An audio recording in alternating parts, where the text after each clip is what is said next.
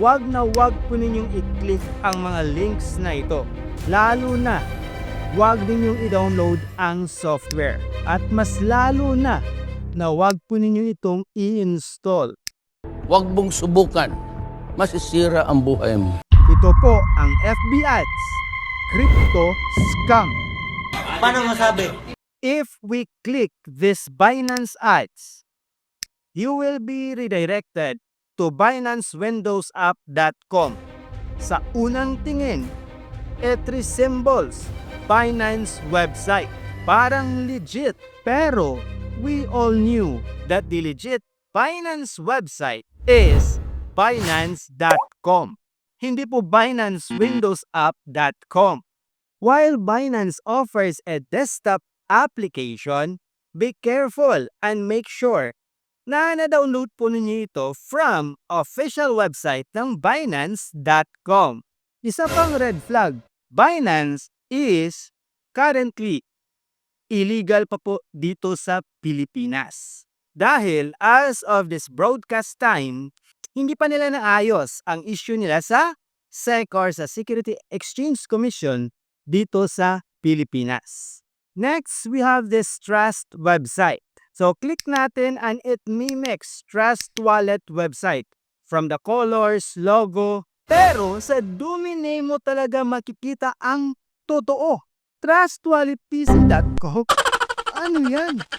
Ang legit na Trust Wallet website is TrustWallet.com. At wala pang desktop application na ino-offer si Trust Wallet. Available lang po ito sa iOS, sa Android, at sa mga web browser extension. Again, huwag i-click yung ads at huwag i-download ang software. Actually mga ka-IT, marami pang mga ads. Different images ang gamit, different websites, but the same scheme. Isa pa ito, si OKX website. Kung i-click po natin, i-redirect po tayo sa okxdownloadpc.com. I tried to download the software and have it scanned sa Virus Total website. And it turned out to be clean. Pero malinis nga ba? Talaga? OKX is a legit crypto exchange website. So parang counterpart ito ng Gemini, Binance, Coins.ph, Coinbase, and so on. Ang domain name ng OKX is okx.com. Yan po yung legit na domain name. Hindi po okxdownloadpc.com. Ano yan? So kahit malinis po yung file mga ka-IT, yung software, wag na wag po niyong i-download at wag na wag po niyong i-install sa inyong PC. Again, wag i-download ha. Sa akin, dinownload ko lang po yan for tutorial purposes. And I made a lot of precautions. Now, let's proceed to more testing. So, I tried Meta Defender. And the result is also clean. Clean ba talaga? Sa Jati.org, malware not found. Baka malinis naman talaga mga ka-IT, no? At dito naman sa hybrid analysis, kailangan mo lang input ang inyong email address. At ang resulta is also clean. Pero may na-email sila sa akin and the result is malicious. So it's a bit contradictory statement or result. But it seems mga ka-IT yung na-email nila sa akin is analysis more on the behavior of the file rather than the file itself. So pwedeng malinis yung file, pero yung behavior is malicious. Kung i-analogy naman po natin mga ka-IT, yung kitchen knife po natin sa bahay, is-safe naman po yan, di ba? Depende sa gumagamit. Kung chef yung gumagamit, pwede siya makapagluto ng masarap na ulap, di ba? Pero kung criminal minds yung gumagamit, hindi maganda yung kahinanatnan natin. According to the result ko mga ka-IT, may na-detect sila na RunDL32 process execution. So once installed na po ang software, it may execute RunDL32.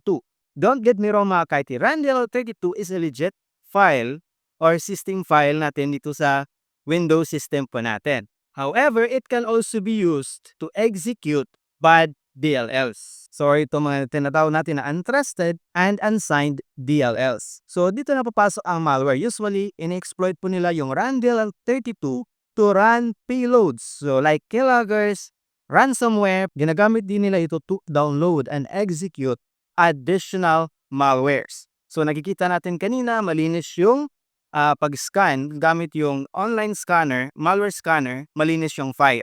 Pero once na-install na po yan sa system natin, pwede po yan makapag-download ng additional malware sa ating system.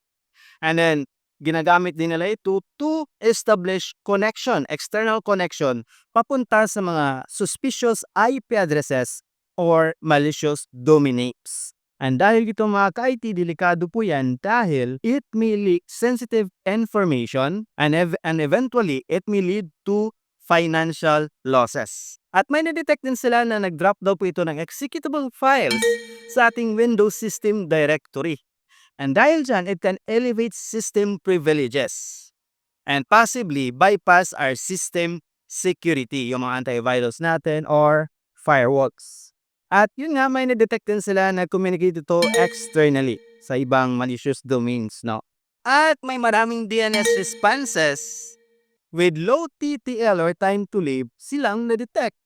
So we will not go deeper sa mga technicalities na po dito mga ka-IT. So parang DNS-based attacks ito, no? Like DNS tunneling. So we will go down again from client to server. So external connection. And they are using this po mga ka-IT to evade detection. So papalit-palit sila ng IP addresses. Oh, hindi mo pa na-like yung video natin. Like mo na. So based po sa mga information na ito mga ka-IT, the software na na-download po natin from the ads is meant talaga to steal your crypto exchange account and gather system and user information.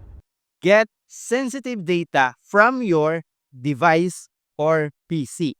So this method po mga ka-IT is considered as social engineering. So pwede natin ito ma-classify as phishing attack. Kaya mag-ingat palagi sa pag-click ng mga links. Maging vigilant. Gamitin natin yung ating critical thinking at yung common sense bago mag-click ng mga links. Lalo na namamayagpag po yung Bitcoin. As of this time, no, yung FOMO high, grabe, di ba? Basta Bitcoin. Parang umabot na ata ng $100,000. $110,000 ang isang Bitcoin. So maraming mga kababayan natin siguro gusto mag-invest, no? Kaya dumadami din itong mga scammers na ito. Again, yung Facebook mga ka-IT is a legit website. Alam nating lahat yan, di ba? Pero hindi lahat ng ads na nakikita natin sa Facebook is legit. Pero ito yung legit. Gusto mong malaman? Watch this.